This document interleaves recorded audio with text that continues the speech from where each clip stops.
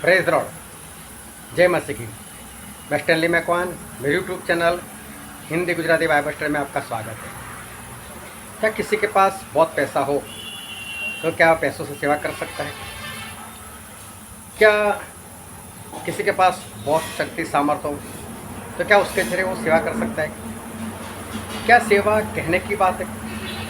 नहीं, कुछ होने से सेवा नहीं हो सकती। लेकिन पता है सेवा कौन कर सकता है और कैसे कर सकता है? वो जानने के लिए इस वीडियो को पूरा देखें। जब मैं नया मसीह में आया था और उस वक्त मेरे फाइनेंशियल हालात बहुत ही ख़राब थे और नया आया था, कारोबार अभी नया शुरू ही किया था और इस कारण पैसों को लेकर समस्या जो थी वो समस्या चल रही थी। और उस वक्त एक परमेश्वर के दास जो कि अमेरिका में रहते, मैं उनको कभी नहीं मिला और अचानक से उस पास्टर का मेरे ऊपर एक लेटर आया। मैं बात कर रहा हूँ 2002 की।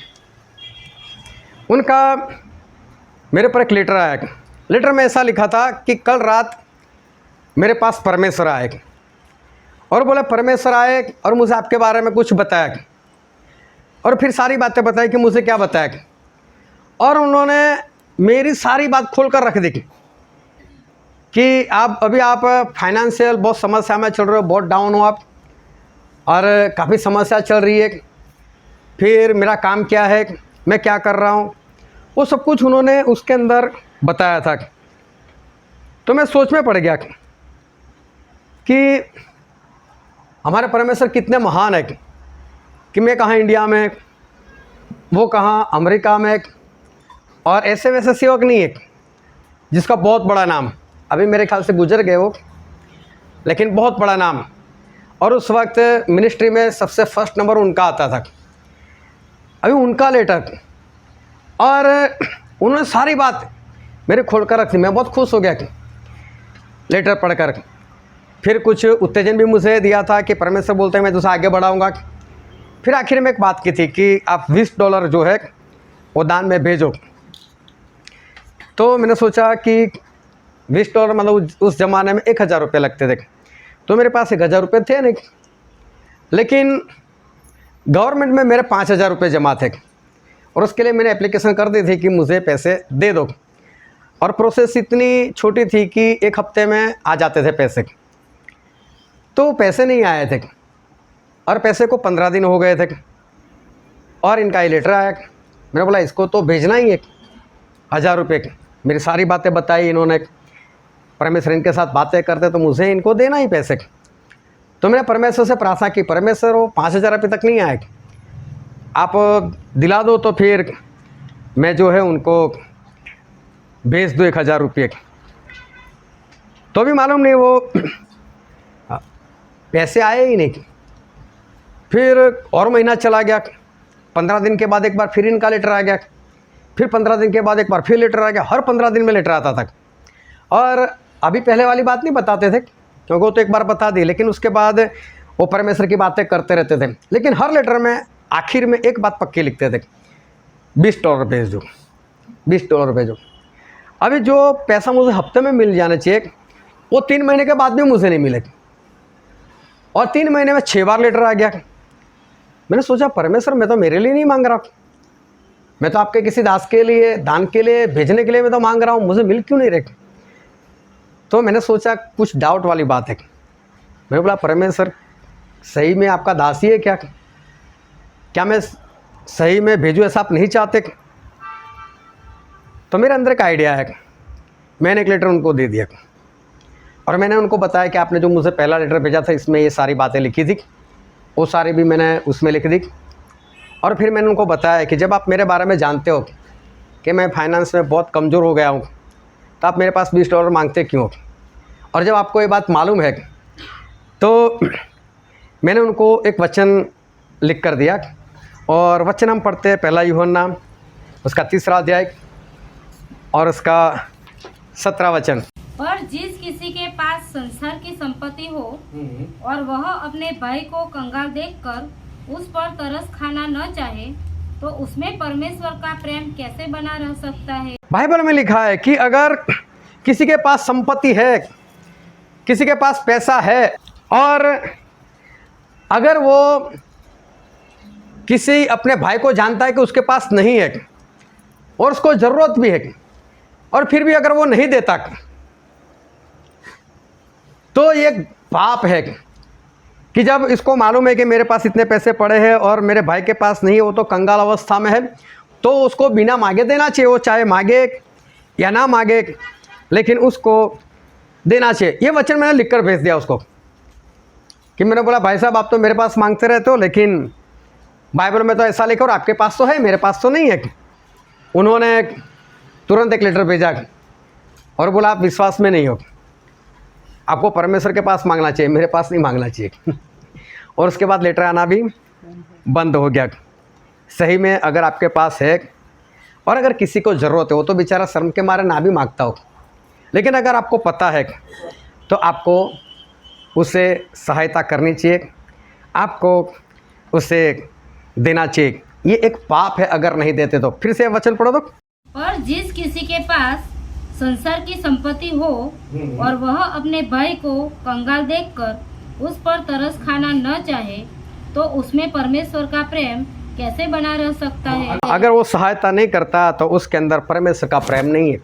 अगर आप संगति में आते हो, पेट्रोल खर्च करते हो, किराया खर्च करते हो, और आपको ऐसा लगता है कि संगति में और भी लोग हैं कि जो आना चाहते हैं लेकिन किराए की वजह से नहीं आ सकते, या तो पेट्रोल नहीं है इसके लिए नहीं आ सकते, या दोनों नहीं है इसलिए नहीं आ सकते, और आपको मालूम है, तो आपको क्या करना चाहिए? आपको उसकी सहायता करनी चाहिए। वो तो बेचारा नहीं आएगा आपके पास बताने के लिए, वो नहीं आएगा क्योंकि उसको शर्म लगती है कि मैं कहाँ किसी के पास मांगूँ। लेकिन परमेश्वर का वचन तो ऐसा कहता है कि अगर आपके सामने ऐसा कोई है, आप जानते हो उसके बारे में, तो आपको उससे सहायता करनी चाहिए, आपको उससे देना चाहिए। और अगर नहीं देते तो वो पाप है। ऐसे लोगों के पास जाओ, सामने से जाओ और उनको कुछ भी मत पूछो तेरे पास है या नहीं, जानते तो पूछो मत, लेकिन उसको इतना बोलो कि हर संडे तैयार हो जाना और मैं तुझे लेकर जाऊंगा या मैं तुझे लेकर जाऊंगी।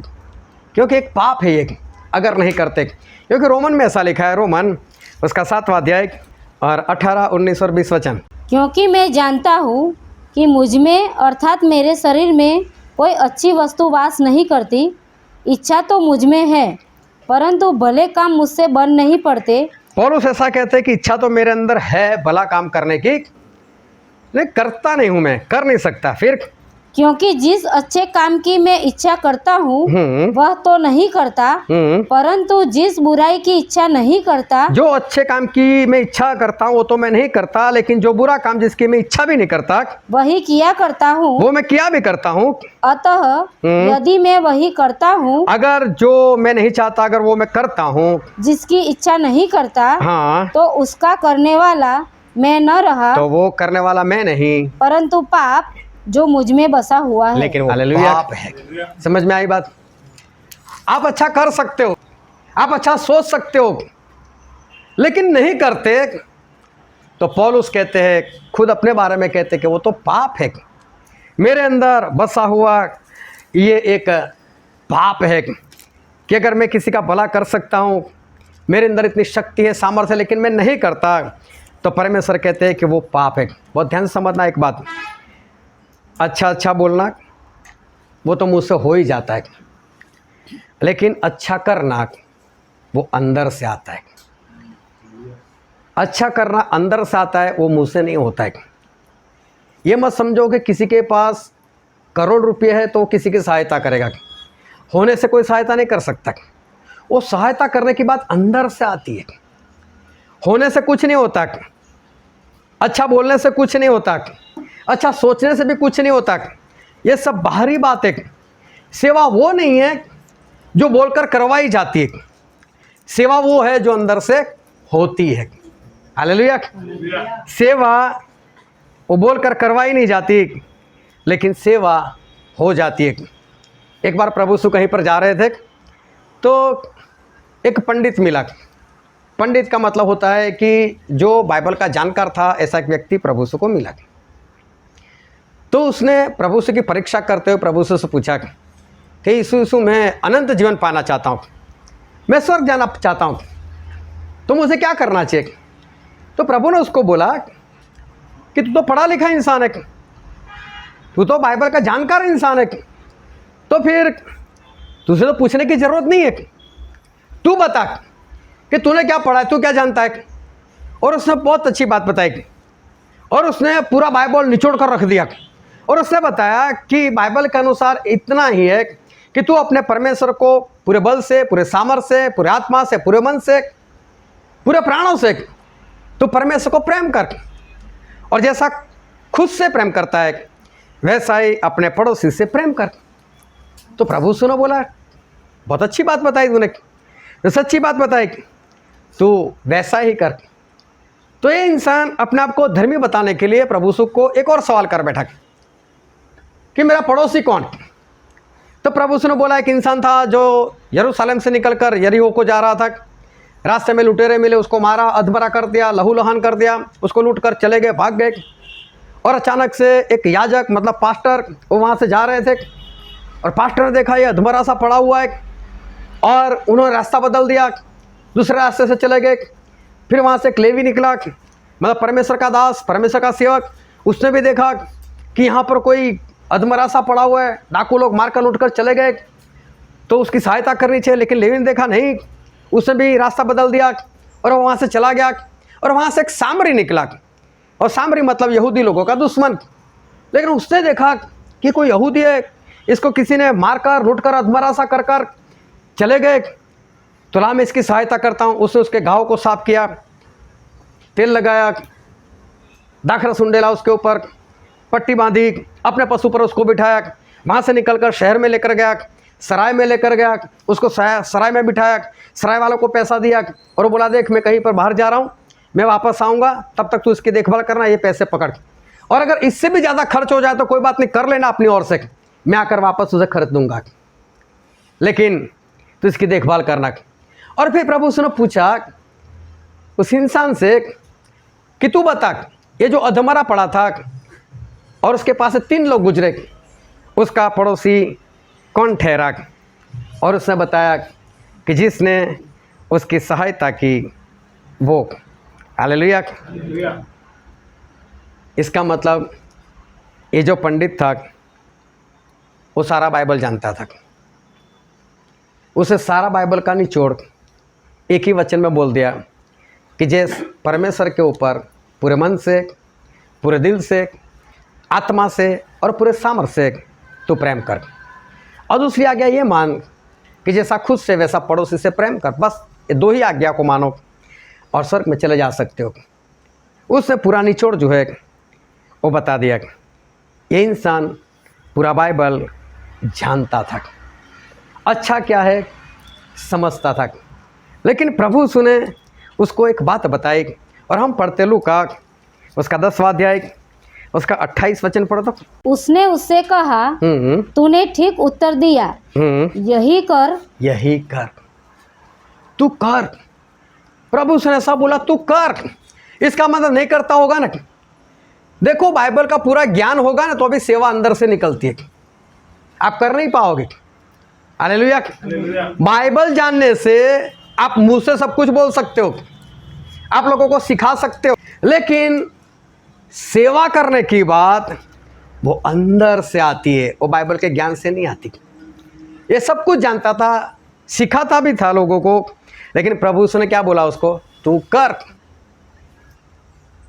लेकिन नहीं करता था, तभी तो प्रभु को बोलना पड़ा कि तू कर। फिर उससे अपने आप को धर्मी ठहराने के लिए पूछा कि मेरा पड़ोसी कौन, कि मैं ऐसा करूं। फिर प्रभु ने सारी बातें जो है वो बताई। अभी देखो वहाँ से एक याजक निकल रहा है। याजक मतलब पास्टर। क्या उनको वचन नहीं आते होंगे? क्या उनको बाइबल नहीं पता होगा? क्या उनको ये नहीं मालूम कि ऐसे रास्ते में अगर कोई मिले तो उसकी सहायता करनी चाहिए? हालेलुया। ज्ञान था या नहीं था? अरे बोलो, गूंगे मत हो जाओ। ज्ञान था ना उसको, लेकिन सेवा निकली। ज्ञान से सेवा नहीं आती। आपने कुछ जान लिया, उसे सेवा नहीं कर पाओगे। वो अंदर से आता है। किसी का अच्छा करना वो अंदर से आता है। बोल तो सकते हो, सोच तो सकते हो, समझ भी सकते हो, लोगों को भी सिखा सकते हो, लेकिन सही में किसी का भला करना वो अंदर से आता है। चाहे पास्टर है तो क्या हुआ, उसके अंदर वो बात नहीं थी, मुंह में था।